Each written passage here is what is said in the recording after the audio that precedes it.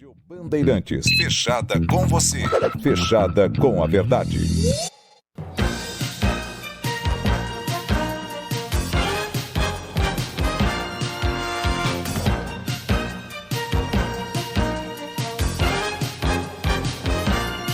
Jornal Gente da Rádio Bandeirantes dá sequência agora à série de entrevistas com representantes dos partidos políticos.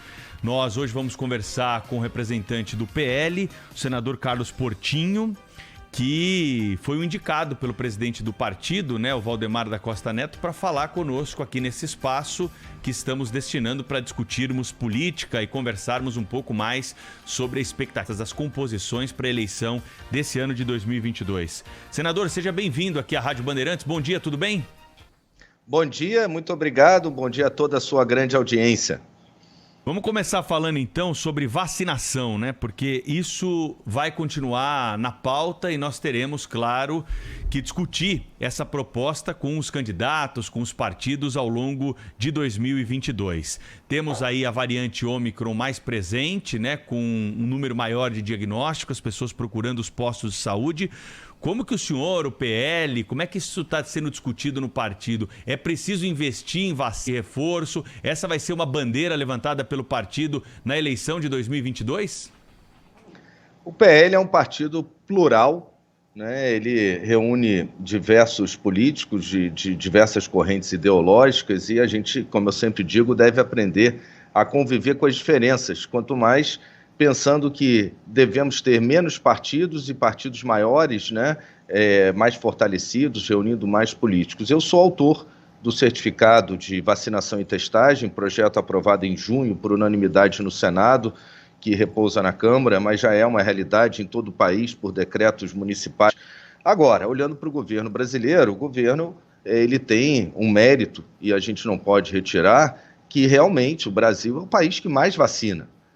O governo brasileiro investe na produção de vacina. Agora a Fiocruz já vai lançar a sua produção própria. Então o Ministério de Ciência e Tecnologia, o ministro Marco Pontes, ele tem investido muito nos parques de produção. O senador Wellington Fagundes, do Mato Grosso do Sul, do PL, no Senado Federal, avançou com um projeto que permite a conversão de fábricas de imunizantes animais para vacinação, para a produção do IFA, para as vacinas, ou seja, aumentando aí o nosso parque de produção, a nossa oferta, e isso é uma realidade que a gente não pode afastar, e o Brasil vem aí, o Rio de Janeiro já bate quase 90% da sua população vacinada, e a gente ela evita os óbitos, e isso é uma grande vitória, e o Brasil tem investido tanto na vacina quanto avançado com a vacinação. Senador, o presidente Jair Bolsonaro se filiou ao PL no finzinho de novembro de 2021 e deve concorrer à reeleição à presidência pelo Partido Livre. As declarações que o presidente tem dado, por exemplo, a respeito de vacinas, emendando aqui no assunto que foi trazido pelo Pedro, disse claramente que não vai vacinar a filha dele, que tem 11 anos. Representam o pensamento do PL? Representa o pensamento do presidente e de todo cidadão que assim imagina.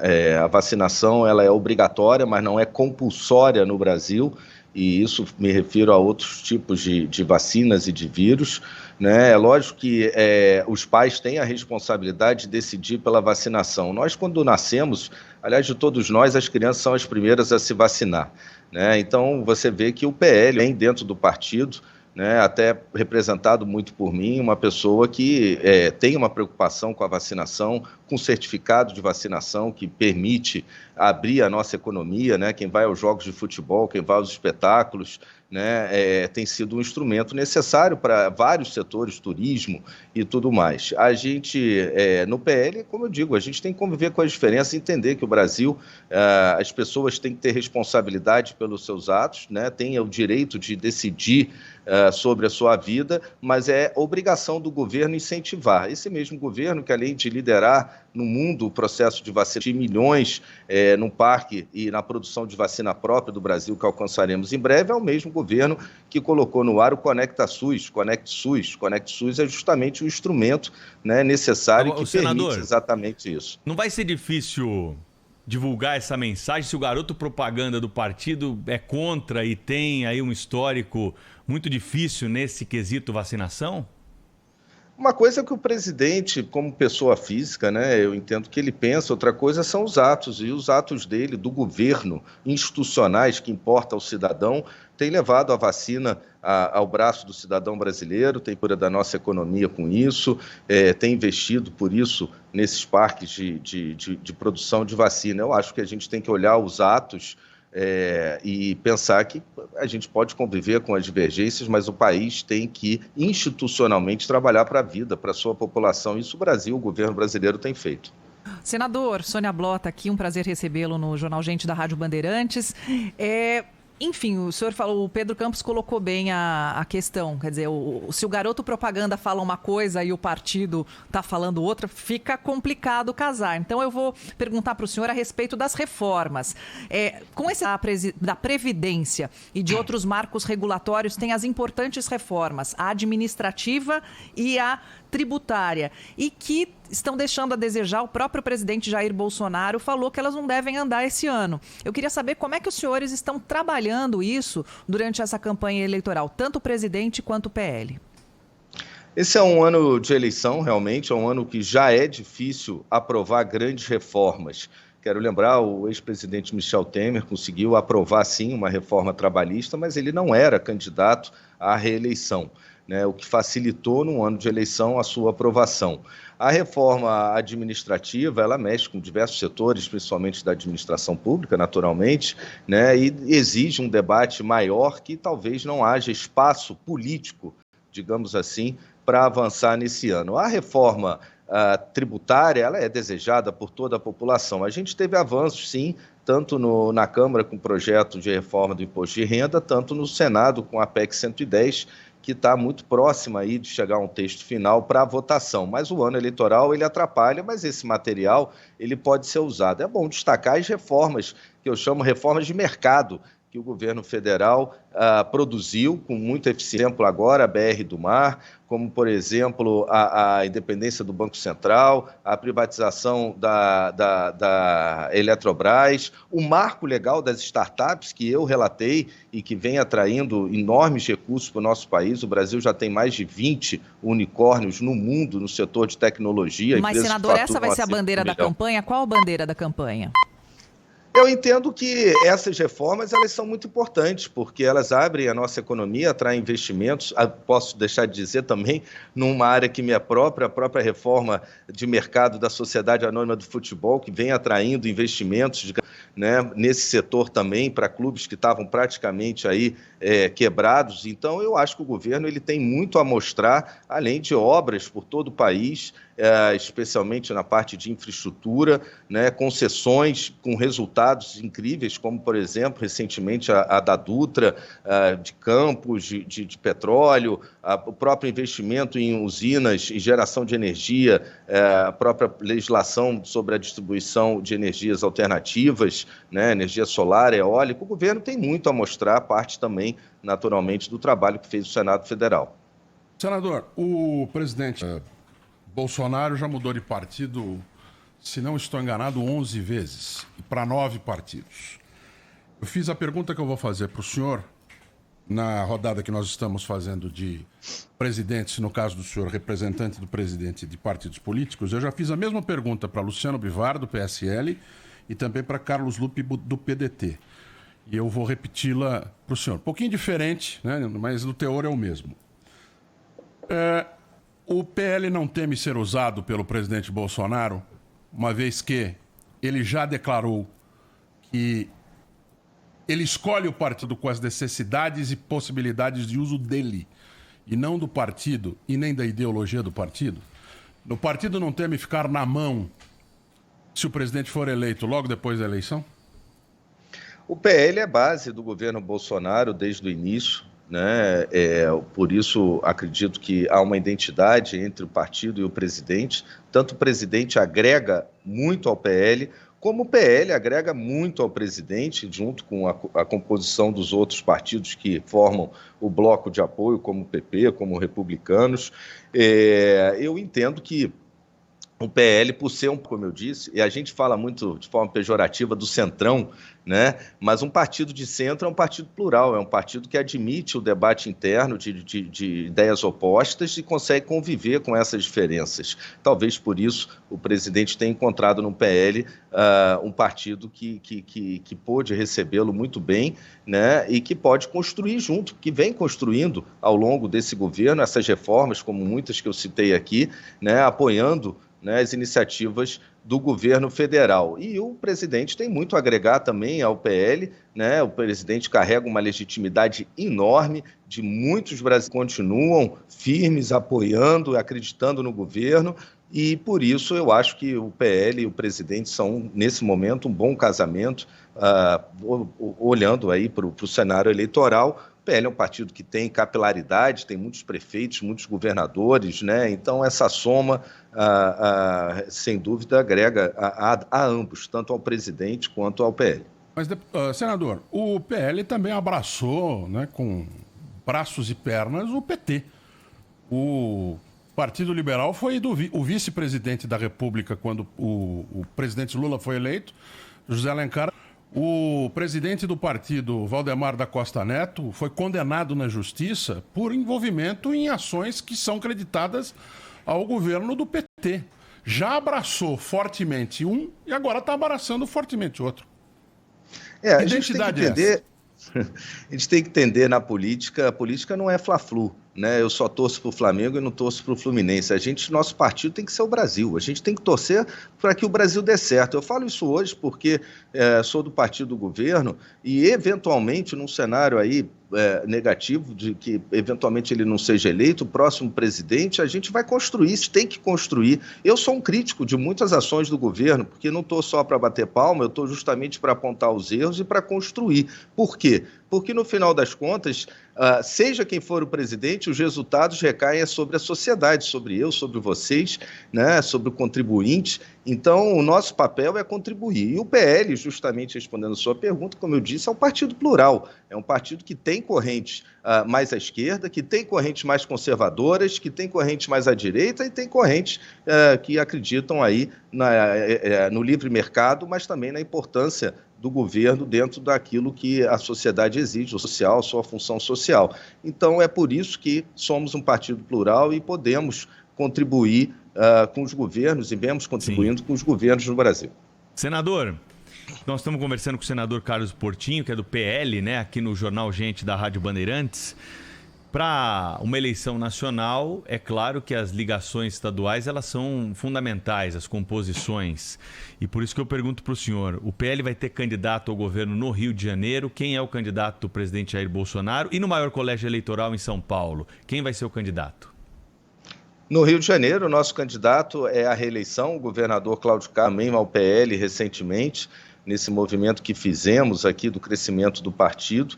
O governador Cláudio Castro, ele mostrou-se muito competente, ele tem recuperado a economia do Rio de Janeiro, e olha que o Rio de Janeiro não é para amador, né?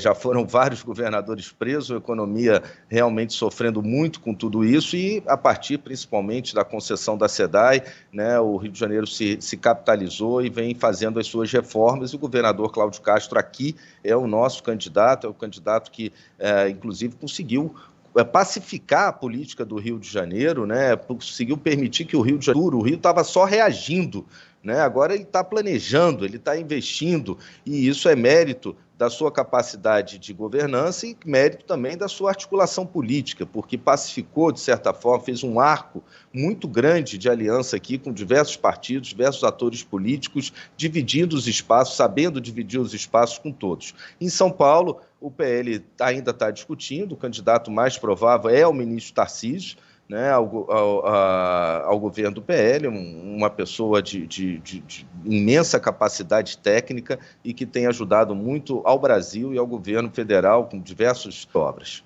Ô, senador, as pesquisas recentes estão mostrando o ex-presidente Lula bem à frente do presidente Jair Bolsonaro, o que leva à análise de que o presidente Jair Bolsonaro precisa atrair o centro para a sua candidatura. Na sua opinião e pelas suas conversas, Bolsonaro vai continuar radicalizando durante a campanha? Ontem, por exemplo, ele voltou a acusar o STF. Alguns temas a gente, não só o presidente, mas muitos segmentos da nossa sociedade, eles têm criticado. Não é só o legislativo, né? E não é só o executivo que são objeto de crítica da sociedade. Judiciário, e falo até como advogado que fui e vivenciei em diversas instâncias muitas questões que hoje estão aí miradas, digamos assim, no STF, que representa a Corte Maior do Brasil e que tem também as suas deficiências e que é objeto até de outros partidos, outros candidatos, inclusive no próprio Senado tem diversas iniciativas de partidos que têm outros candidatos que vêm criticando a postura do STF. É lógico que há uma forma de comunicação, cada um tem a sua, né? Mas eu entendo que isso é uma demanda legítima da sociedade e é importante que estejam sujeitos a críticas e possam fazer a sua autocrítica. Aliás, seria melhor que todos fizessem a sua autocrítica e melhorassem os seus serviços, né? Não só o Congresso, não só o presidente naquilo que discordam, mas também o Judiciário. Senador Carlos Portinho, ao vivo conosco aqui na Rádio Bandeirantes, falando em nome do PL, o Partido Liberal, partido do presidente Jair Bolsonaro. Queria perguntar para o senhor, senador, sobre expectativas para a bancada do PL na eleição agora de 2022. O PL hoje é a terceira maior bancada da Câmara, 43 deputados, e claro que deve haver a expectativa no partido de que o ingresso do presidente Jair Bolsonaro traga um aumento de bancada. Com que números o partido trabalha e na janela eleitoral agora, janela partidária, há expectativa de que deputados bolsonaristas, inclusive os filhos do presidente, ingressem no PL?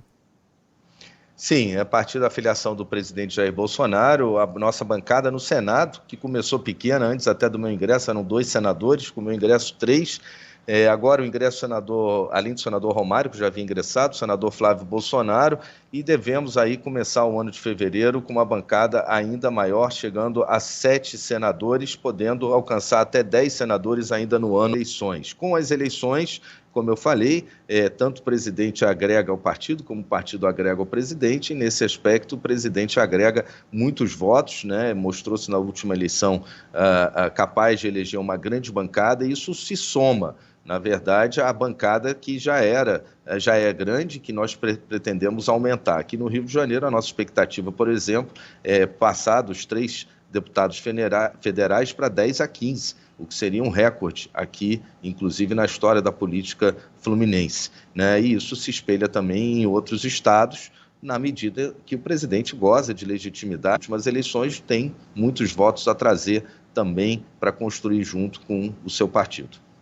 Ô, senador, uma pergunta que eu tenho feito aqui também é sobre o fundo eleitoral, né, para os partidos políticos, aí os representantes que passam aqui por essa série de entrevistas. O presidente da República, ele gosta muito de dizer que gastou 2 milhões e pouco, né, um pouco menos de 2 milhões e 500 mil reais na campanha de 2018.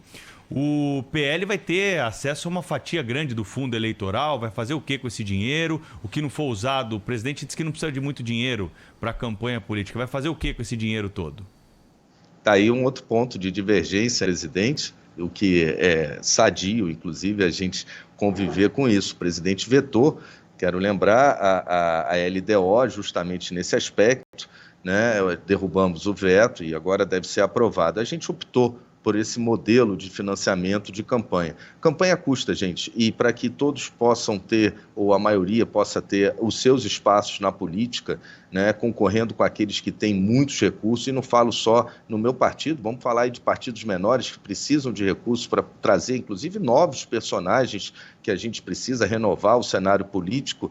O caminho que nós escolhemos depois, no antigo, que nos trouxe o modelo antigo, muita corrupção, muito caixa 2, que era o financiamento privado, muitos envolvimentos, relações espúrias entre setor público e privado, o outro caminho que restou é o financiamento público, né? Uma eleição, ela custa, o próprio judiciário gasta em torno aí de 10, tem um orçamento aí em torno de 10 bilhões para uma eleição, metade é o orçamento aprovado agora nessa lei, na lei de orçamento anual para o fundo eleitoral. Esse fundo ele deve ser distribuído. O PL ele tem muitos candidatos a governo em praticamente todos os estados, ele tem o candidato a presidente, né? Ele tem a sua bancada, que é grande, né? Assim como outros partidos, o próprio PT mesmo defendeu de igual forma, porque sabe da importância desse que é o único instrumento, né? Se tivesse outro, eu também apoiaria, mas ainda não conheço, infelizmente, a motivação para as pessoas doarem, não sei nem se seria esse o caminho, para as campanhas eleitorais, é muito pequena, né? Eu me lembro quando eu concorri, eu sempre gosto de dizer isso, vereador, alguns anos atrás, fui a amigos próximos, pedi ajuda, amigos mais próximos de infância, e eles mesmo falaram, não, Portinho, eu tenho que depositar lá na conta para a Receita Federal, depois eu vou cair, vou ter que ficar explicando para a Receita que eu te dei R$2.000 para a campanha, R$1.000, R$500 para a campanha, toma aqui, pô. Não pode ser assim. Né? Tem que ser registrado, tem que ser dinheiro registrado, né? Se for doação de pessoa física, a população tem que entender, mas é difícil captar, sem dúvida nenhuma, o montante que existe, né? No próprio transporte, alimentação, material de campanha, programa de TV, que é necessário para que o partido possa levar as suas propostas, exibir seus candidatos, né? Que formam aí o custo de campanha. Isso vai ser naturalmente partilhado entre os partidos e entre os candidatos, e aqueles que têm mais representatividade, que é essa a lógica, terão uma fatia maior.